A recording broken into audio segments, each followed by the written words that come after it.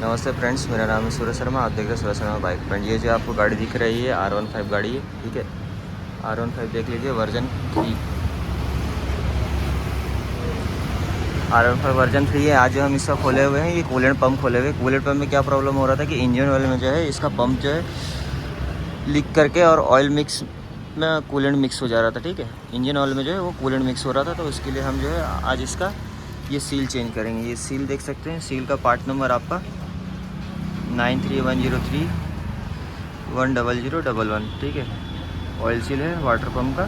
ये आपको देखिए MRP कितना है, 1220 रुपये इसका MRP है। मैन्युफैक्चरिंग पैकिंग डेट देख सकते हैं।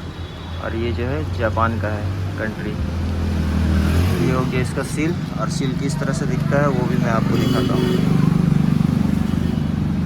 ये जो सील आप देख रहे हैं, सील डबल साइड सील होता है। एक साइड में आपको वाटर साइड लिखा हुआ है, तो जिस साइड में वाटर लिखा हुआ है आपको वाटर साइड में ही इसको डालना है। और बाकी ये जो है ऑयल साइड में रहता है, ठीक है। देख सकते हैं इसका ऑयल सील जो है कुछ इस तरीके से दिखता है।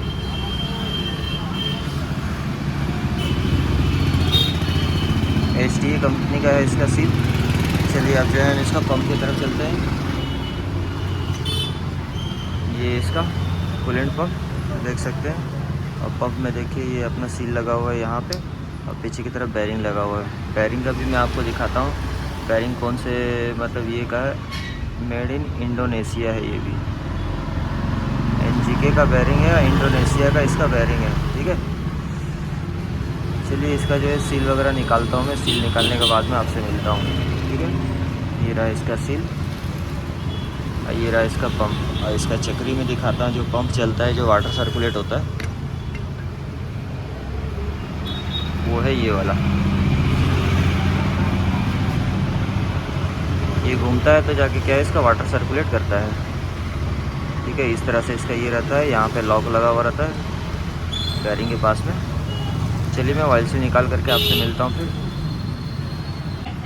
देख सकते हो फ्रेंड्स, हमने जो है ये बेरिंग को निकाल लिया है।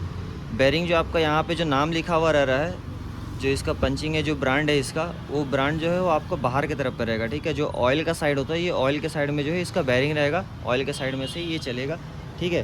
तो आपको बेरिंग किस तरह से निकालना है, किसी भी पेचकस और ये से आप जो है इसको इस तरह से टेढ़ा कर ले, या तो मोटा सा कोई भी चीज़ ले ले, ऑयल सील को ऐसे टेढ़ा करके और बेरिंग के सपोर्ट में लेके धीरे धीरे करके ठोक करके इसको निकाल ले। क्योंकि बेरिंग निकालेंगे तब जाके आपका ये सील जो है ईजिली आप निकाल पाएंगे। अगर बेरिंग नहीं निकालेंगे तो सील निकालना बहुत मुश्किल हो जाता है इसमें। चलिए अब जो है हम ये ऑयल सील निकालेंगे। ऑयल सील निकाल के आपको दिखाते हैं कि किस तरह से निकाला जाएगा। ऑयल सील भी निकालना कोई आसान नहीं है। ऑयल सील भी निकालने में हमको जो है बहुत मुश्किल करना पड़ेगा, क्योंकि ये कूलेंट का ऑयल सील होता है। तो ये क्या है, बहुत ही कार्बन वगैरह होगा तो जल्दी ये निकलेगा भी नहीं। और उसके बाद जब भी आप फिटिंग करें इसको नीट एंड क्लीन तरीके से पूरा अच्छे से साफ़ सुथरा करके और फिटिंग करें इसको। देख सकते हैं फ्रेंड्स, हमने जो है ऑयल सील निकाल लिया। अब किस तरीके से हमने ऑयल सील निकालना है वो मैं आपको अब बताने वाला हूँ, ठीक है। आपके पास जो है लॉन्ग गोटी होना ज़रूरी है, 14 नंबर का। ये 14 नंबर का ये लॉन्ग गोटी है, ठीक है। 14 नंबर मैं आपको दिखा देता हूँ। ये देखिए 14 नंबर का ये लॉन्ग गोटी है ये। तो 14 नंबर वाला लॉन्ग गोटी को आपको क्या करना है, इस तरफ से जिधर साइड ऑयल वाला होता है ना, उस तरफ से आपको इसको लगाना है सपोर्टिंग। लॉन्ग गोटी आपके पास होना चाहिए, छोटा वाला से नहीं होगा। लॉन्ग से आपको क्या ईजिली होगा। और आपके पास ये इतना बड़ा जो है गोटी हो 30 नंबर का, या तो इससे तरह का एक पाइप हो, तो आपको क्या करना है, सपोर्टिंग में यहाँ पे ऐसा लगा लेना है। इस जगह पे लगा करके आपको इस जगह ज़मीन में इस तरह से रख करके, और उसके बाद आपको 14 नंबर वाला गोटी से यहाँ से हाथोड़े से फिर ठोकना है, ठीक है। गोटी लगा करके इस तरह से और फिर आप ठोकेंगे तो थोड़ा सा मुश्किल होगा निकलने में, लेकिन बट ये जो है पूरी तरह से निकल जाएगा, ठीक है। ये देख सकते हैं अभी जो हमने ठोक करके निकाल लिया है। चलिए अब जो है हम इसे अच्छे से यहाँ पे क्लीन कर लेते हैं। क्लीन करने के बाद में इसको हम फिटिंग करेंगे। ये जगह को अच्छे से क्लीन करना है आपको, ठीक है। इसमें देख सकते हैं कितना कार्बन वगैरह बैठा हुआ है। तो पूरी तरीके से इसको हम क्लीन करेंगे ऑयल सील वाला जगह को। उसके बाद धीरे से इसको आराम से इसको लगाना है फिटिंग करके। देख सकते हैं फ्रेंड्स, ये है सील, ठीक है, वाटर पम्प का। अब जो है हम इसमें क्या करेंगे, ये जगह जो हमने क्लीन कर लिया, अंदर से इधर से दोनों तरफ से, वाटर साइड और ऑयल साइड, दोनों साइड से हमने क्लीन कर लिया। तो ध्यान रखें ये ऑयल सील लगाते समय वाटर साइड वाला वाटर साइड में ही आपको लगाना है। अगर गलती से भी आप अगर पलट दिए तो उसके बाद इसका जो है खेल ख़त्म है। फिर ऑयल सील जल्दी निकलेगा नहीं, और निकलेगा तो बहुत ही मतलब कंडीशन ही ख़राब होगा। तो आपको इसको ऊपर में ऑयल लगा लेना है। ऑयल लगाने के बाद में फिर इसके अंदर भी हल्का हल्का ऑयल आपको दे देना है, ताकि ईजिली जो है हमारा सील जो है बैठ सके।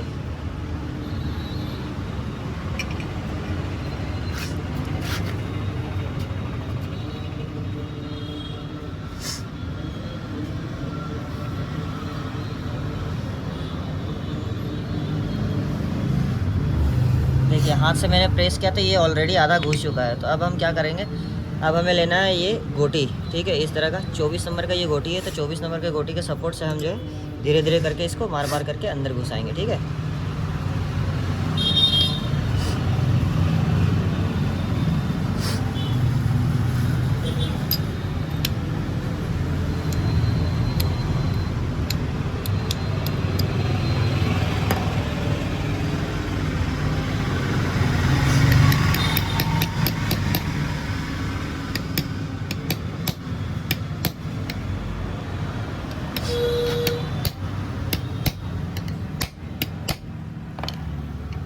देख सकते हैं हमारा सील जो है पूरी तरीके से घुस चुका है, ठीक है फ्रेंड्स। अब जो है हम इसके पीछे में बैरिंग लगाएंगे। इसे हम और थोड़ा सा एक बार ट्राई करेंगे अंदर घुसाने का।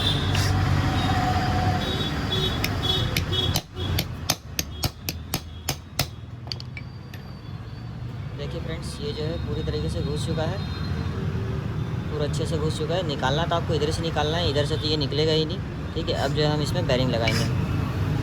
बैरिंग अगर आपका ठीक है तो चलेगा, अगर बैरिंग ठीक नहीं है तो आपको बैरिंग चेंज करना मोस्ट कंपलसरी है। इसमें क्या है, बैरिंग हमारा कंडीशन में पूरा ओके निकला है। बैरिंग को पूरी तरीके से हम जो है साफ़ कर लिए हैं। इस पर भी हल्का सा ऑयलिंग दे करके आपको जो है फिटिंग करना है, ठीक है। नीट एंड क्लीन जो भी काम करें साफ़ तरीके से पूरा करें। ये नाम वाला है बैरिंग, ठीक है। ये नाम जो है ये आपका ऊपर की तरफ रहेगा।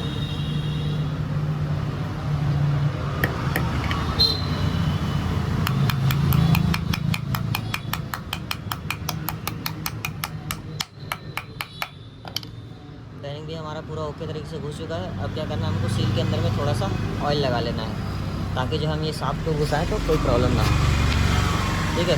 ये जो हमारा पंप का चक्री है, जो कि यही जो है कूलेंट को हमारा सर्कुलेट करता है। इसके ऊपर भी हल्का हल्का ऑयल लगा लें, ठीक है। ये ऑयल लग गया। अब जो हम इसमें धीरे धीरे करके इसको हमें घुसाना है। अचानक से नहीं घुसाना, आपको धीरे धीरे घुमा घुमा करके स्लोली स्लोली घुसाना है, क्योंकि ये हल्का सा टाइट रहेगा। ये जो है डबल लेयर सील रहता है, तो आपको जो भी करना है धीरे धीरे स्लोली करना है, ठीक है। ये देख सकते हैं हमारा पंप जो है पूरी तरीके से अंदर जा चुका है। चलिए अब जो है हम इसका लॉक वगैरह लगा उगा करके फिटिंग करते समय मिलते हैं हम। देख सकते हैं हमारा ये जो है पंप का चक्री लग गया है। ये लॉक आपको लगाना जरूरी है। ये जब आप प्रेस करेंगे ना, इसके अंदर में किसी भी तरह का कोई सामान नहीं है, जो सील रहता है वही जनरली सील रहेगा। उसके बाद आपको इसको घुसा देना है। घुसाने के बाद में आपको फिर ये जो रहेगा यहाँ पे बाहर के साइड में आपको लॉक लगा देना है, ठीक है। लॉक प्लस ये रहा, ठीक है। चलिए अब जो है हम 3 बोल्ट के सहारे से इसको सपोर्ट पे लगा देते हैं। 1 2 और 1 3, ये 3 है। यहाँ ओरिंग होना जरूरी है। ओरिंग में हल्का सा ऑयल आप ले लें और साफ पहले साफ कपड़ा से साफ कर ले, क्योंकि जो भी डस्ट रहेगा उस पर क्लीन हो जाएगा। फिर इसको हल्का सा ऑयल दे करके आपको वहाँ प्रेस कर देना है, ताकि स्मूथली अंदर चला जाए। इधर देख सकते हैं इस जगह पे जो है, ये वाला जगह भी देखिए, ये जगह भी साफ़ होना चाहिए। ये ओरिंग वाला जगह, ये कूलेंट वाला है, ये और ये दोनों को क्लीन कर लें, ठीक है। ये जगह को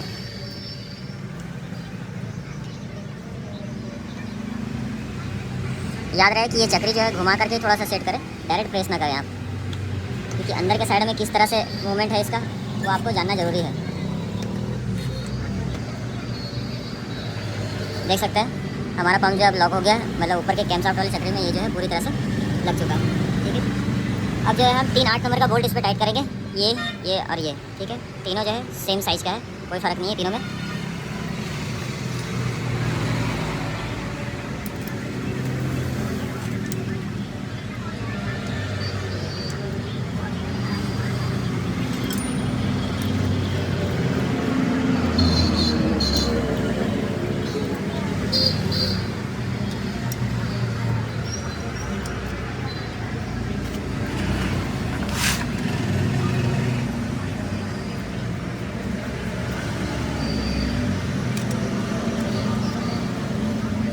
इसको आराम आराम से टाइट करें, ज़्यादा जोर से टाइट नहीं करना है, ठीक है, क्योंकि ये इंजन का हेड वाला एरिया है।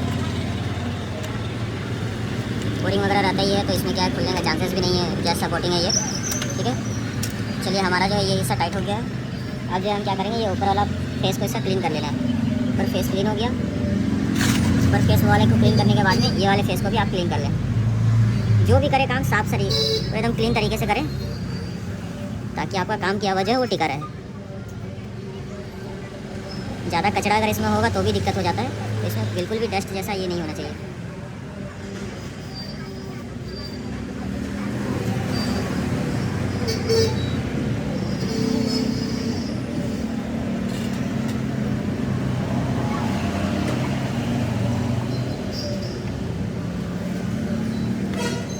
एक जो है आपका यहाँ ऊपर में जहाँ एरो बना हुआ है, इस जगह पे जो है आपका कॉपर वाशर वाला लगेगा।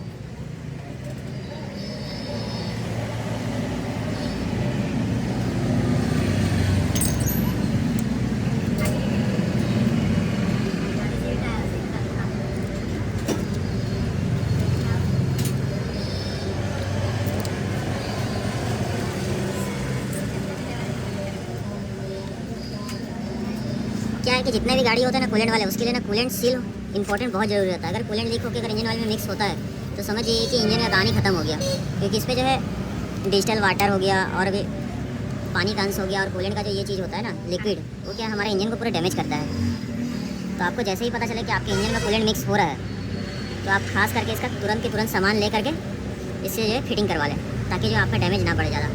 देख सकते हैं हमारा जो है सारा नट बोल्ट वगैरह सब चीज़ टोटल फिटिंग हो गया है, टोटली हो गया, कोई दिक्कत नहीं है, कुछ नहीं। अब जो हम इसमें कूलेंट फिलिंग करेंगे, कूलेंट फिलिंग करने के बाद में इंजन ऑयल वगैरह जो है सारा चीज़ क्लियर करने के बाद में इसको स्टार्ट करेंगे। ठीक है, पहले स्टार्ट नहीं करेंगे, सारा चीज़ जब ओके हो जाएगा उसके बाद स्टार्ट करेंगे।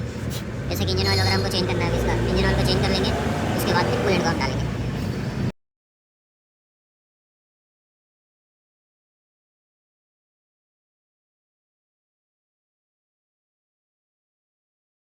देख सकते हैं फ्रेंड्स, हमारा जो कूलेंट है किस तरह से ग्रीन निकला है। हमने जो है पुराना कूलेंट को पहले निकाला, उसके बाद जो है हमने ड्रेन बोर्ड लगा करके, फिर उसके बाद दूसरे इंजन ऑयल जो पुराना फ्रेश वाला इंजन ऑयल है उसको हमने फिल करके, उसके बाद जो है ना इंजन को कम से कम 5-10 मिनट स्टार्ट रखा, ताकि जो इंजन के अंदर में जितना भी कूलेंट इधर उधर जो भी लगा हुआ होगा वो ज़्यादा सर्कुलेट हो करके एक साथ निकल जाए। तो बहुत सा कूलेंट जो है हमारा जो है इसमें निकला है। ठीक है, ऑयल में ही मिक्स होके नेक्स्ट जो अभी इसका इंजन ऑयल जो चेंज होगा नया वाला, जो अभी हम इंजन ऑयल डालेंगे, उसको जो हमको क्या करना है 1000 से 1500 किलोमीटर चला करके फिर उसको ड्रेन कर देना है। उसके बाद नेक्स्ट आप किसी भी तरह का इंजन ऑयल सिंथेटिक यूज़ कर सकते हैं। नॉर्मली अभी जो भी यूज़ करेंगे हम, नॉर्मली कैस्ट्रोल का हम यूज़ करेंगे 1 लीटर वाला कैस्ट्रोल एक्टिव। उसको यूज़ करने के बाद 1000-1500 किलोमीटर चलाने के बाद फिर हम उसको जो है नेक्स्ट में चेंज कर देंगे। ठीक है फ्रेंड्स, अगर वीडियो अच्छा लगा तो आप लाइक शेयर और सब्सक्राइब जरूर करें। इस तरह से अगर आपका भी अगर इंजन ऑयल में कूलेंट मिक्स हो रहा है तो आप वीडियो को पूरा देखें और अच्छी तरीके से आप ये करें। ठीक है, ताकि आपका भी जो है इंजन बचा रहे।